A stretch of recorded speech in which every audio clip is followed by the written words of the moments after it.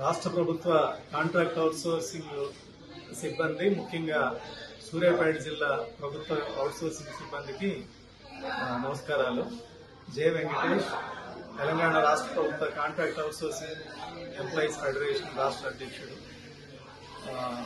గత 3 రోజుల క్రితం సూర్యాపేట జిల్లాలో దాదాపు 16 ప్రభుత్వ శాఖలకు సంబంధించిన 1400 మంది మెడికల్ హెల్త్ గాని, ఫారెస్ట్, అదేవిధంగా irrigation, BC welfare, tribal welfare, Panchayati Raj తదితర ప్రభుత్వ శాఖల్లో 1400 మంది సూర్యాపేట జిల్లాలో పనిచేస్తా ఉన్నారు.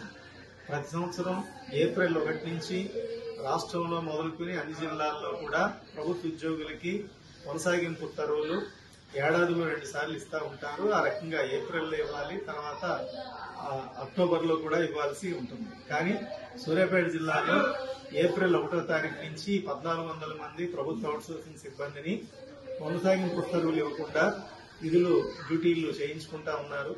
దీనివల్ల జీతాలు లేకుండా గత 4 నెలల కాలంగా కుటుంబాలు చాలా అవస్థలు పడుతున్నటువంటి పరిస్థితి ఉన్నది. ఇది చాలా అన్యాయమైనటువంటి పరిస్థితి.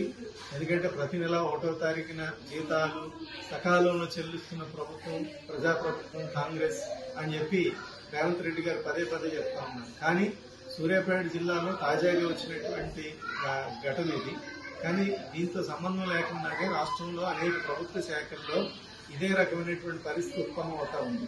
అందుకని వెంటనే సూర్యాపేట జిల్లాలో ఉన్న 1400 మంది ఈ 16 ప్రభుత్వ డిపార్ట్మెంట్లో పనిచేస్తున్న కాంట్రాక్ట్ అవుట్సోర్సింగ్ సిబ్బందికి వెంటనే రాష్ట్ర ప్రభుత్వం కొనసాగింపు ఉత్తర్వులు ఇవ్వాలని చెప్పి నిన్ననే అక్కడ ఉన్నటువంటి సిఐటియు జిల్లా నాయకత్వం రాంబాబు గారు, అదేవిధంగా రెమ్మా వెంకటేశ్వర్లు గారు జిల్లా కలెక్టర్ గారిని కలిసి వినతి పత్రం కూడా ఇవ్వడం జరిగింది. వారు ప్రభుత్వానికి పంపిస్తామని చెప్పారు.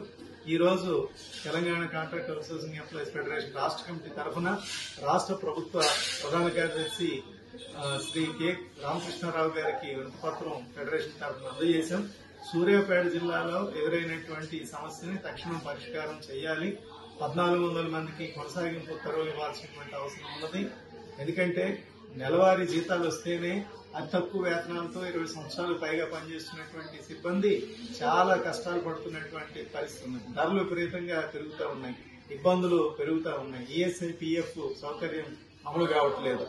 అందుకని ఈ సానుభూతితో ఈ ఉద్యోగుల కష్టాలను అర్థం చేసుకోవాల్సినటువంటి ప్రభుత్వం, అలాగే హెచ్ఓడీలు ఎవరైతే ఉన్నారో వివిధ ప్రభుత్వ శాఖలకు సంబంధించిన ఉన్నతాధికారులు, ముఖ్య కార్యదర్శులు, వాళ్ళు కూడా వీరి పట్ల సానుభూతి చూపాల్సిన అవసరం ఉంది, బాధ్యతగా ఉండాల్సిన అవసరం ఉంది.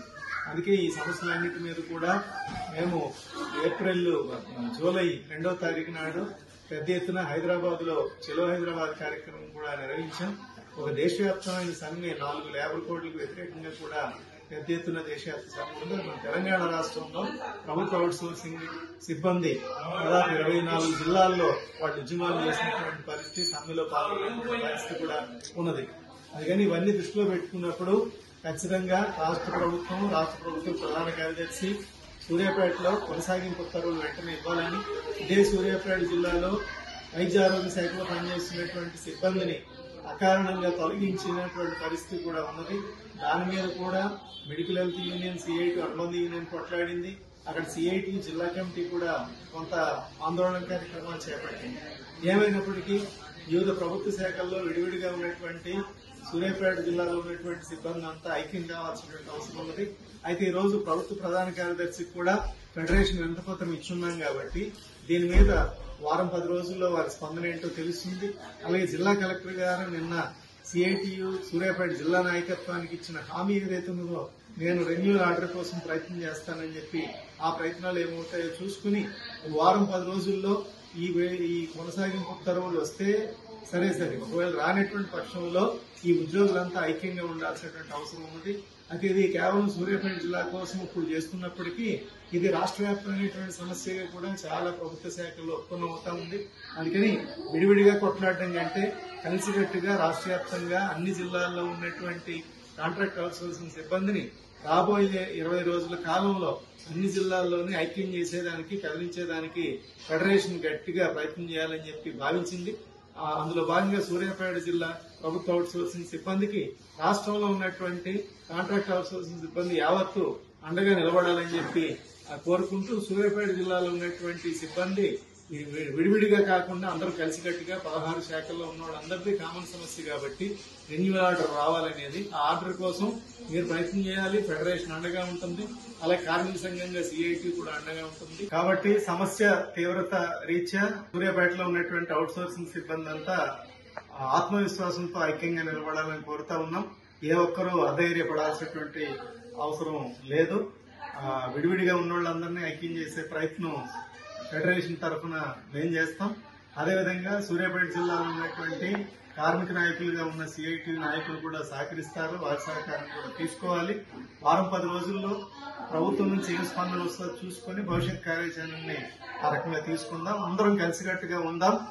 రాష్ట్రంలో ఉన్నటువంటి 1,30,000 మంది, 90,000 అవుట్సోర్సింగ్ సిబ్బంది, 40,000 కాంట్రాక్ట్ సిబ్బంది అందరం ఐక్యంగా ఉండి మన ఉద్యోగ భద్రతని సాధిద్దామని చెప్పి ఐక్యతే మన ఆయుధం, బలం. కాబట్టి ప్రభుత్వం చేలగొట్టాలన్నా మిగతా ప్రయత్నాలు ఏం చేసినా వాటన్నిటినీ ఛేదించుకుని మనం ముందుకెళ్దామని ఆ రకంగా భరోసాతో ఆత్మవిశ్వాసంతో ఫెడరేషన్ అండగా మీకుంటుందని చెప్పి తెలియజేస్తూ మీరు కూడా ఐక్యంగా అందరినీ కలుపుకొచ్చేటటువంటి ఆ పద్ధతిని సాగించాలని చెప్పి మీ అందరికీ ఈ 16 శాఖల్లో ఉన్నటువంటి సూర్యాపేట అవుట్సోర్సింగ్ సిబ్బంది అందరికీ పేరు పేరున విజ్ఞప్తి చేస్తా ఉన్నాం.